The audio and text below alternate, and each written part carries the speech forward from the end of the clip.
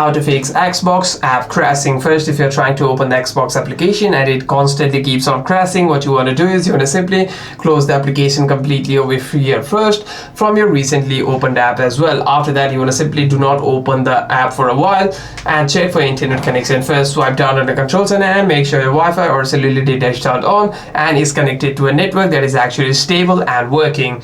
After that, what you want to do is the next step is to restart your phone over here. You want to simply restart your device and open the application again. If that doesn't solve your problem, you want to simply check for any kinds of updates as well. Go to your Play Store over here, search for the Xbox application over here, and if any kinds of update is available, you want to simply update the application from here. You can also do is you want to simply come back from the Play Store completely, tap and hold on to Xbox application, tap on app info, tap on storage and cache, and here you want to simply clear your cache over here and open the app again. By doing so, you shouldn't be having any kinds of issues the next time you open the application.